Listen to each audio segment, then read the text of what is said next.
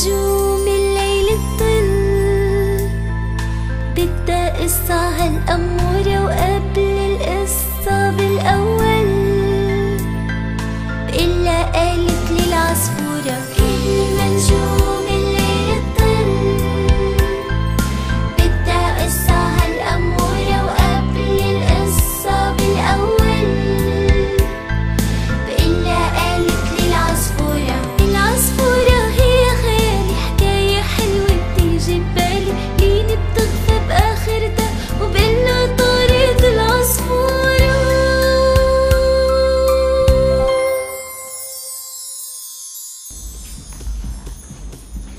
صحة وهنا يا لين، هاتي صحن الأكل وهلأ بدنا نقوم ننام. يا ماما خليني أحضر شوي. ماما إلك ساعة عم تحضري، خلص بكفي، يلا صار وقت النوم. ماما يا ماما يا حبيبتي انت عارفة قديش صارت الساعة؟ خلص بكفي، يلا قوم يا ماما قومي على النوم يا لين. يا ماما ايش يا ماما؟ خليني أحضر تلفزيون. يا ماما يا حبيبتي السهر بتعب لك عيونك، وكمان بخليكي بكرة ما تقدري تفيقي نشيطة لمدرستك. طيب بشرطي بتحكي لي حكاية. وفي أحلى حكاية لبنتي الحلوة.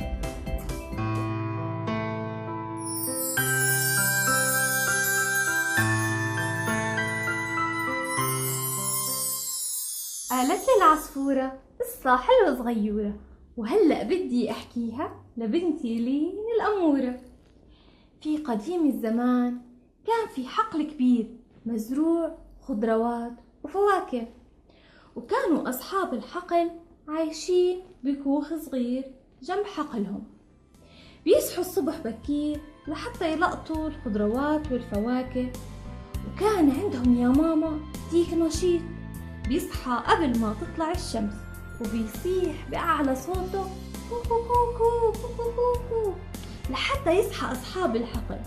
وصاحب الحقل كان مبسوط من الديك النشيط، لأنه لولاه ما كان بيقدر يصحى بكير. ومكافأة إله كان يعطيه كل يوم كمشة كبيرة من حبات القمح اللي بيحبها الديك. وكان زي ما قلتلك هالديك ياكل قمحاته ويضل فرحان ومبسوط. وفي يوم من الأيام إجا لعند الديك النشيط صديقه الوطواط لحتى يزوره.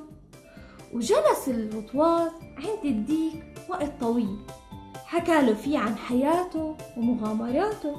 والديك النشيط قاعد عم بيسمع وهو مبهور.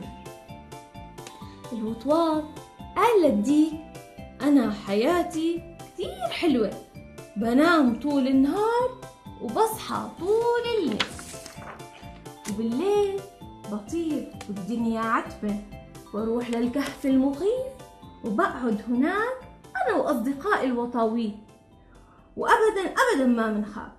قال له الديك النشيط نيالك على هالحياة الحلوة، أنا بنام بكير وبصحى بكير وعايش بالحقل لحالي، يا ريتني أصير وطواط وأطير بالليل مثلك، ويكون عندي مغامرات بالكهف المخيف مثلك يا صديقي. ضحك الوطواط وقال له طيب شو رأيك الليلة ما تنام وتيجي على الكهف المخيف معي لحتى أعرفك على أصدقاء الوطاويط، وأكيد رح تحب السهر معنا كتير. وافق الديك النشيط على هالفكرة بدون تفكير، وجهز حاله وطلع من بيته وراح مع صديقه الوطواط، وتوجهوا إلى الكهف المخيف.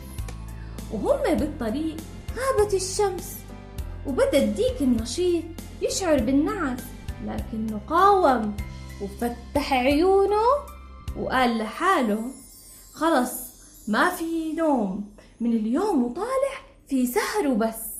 وفعلا قضى الليل طوله وهو سهران مع الوطواط وأصدقائه في الكهف المخيف. ورجع لبيته بآخر الليل وهو نعسان وكتير تعبان. تاني يوم الديك ما قدر يصحى بكير وما صاح كوكو كوكو كوكو كوكو، وهيك صاحب الحقل راحت عليه نومه. وصحي متأخر وزعلان من الديك وما أعطاه كمشة القمح مثل كل يوم. والديك يا لين الحلوة صحي متأخر وراسه كان عم بيوجعه كتير. فكر الديك وقال السهر تعبني ووجع لي راسي وخلاني أتأخر بالنوم الصبح. صاحب الحقل زعل مني وحرمني من كمشة القمح، معناها السهر مضر وأنا ما رح أرجع أسهر أبدا. رح أنام بكير وأفيق بكير كل يوم لحتى أضل نشيط على طول. وهيك خلصت قصتنا. حلوة ولا نعستنا؟ حلوة. وهلأ صار وقت النوم.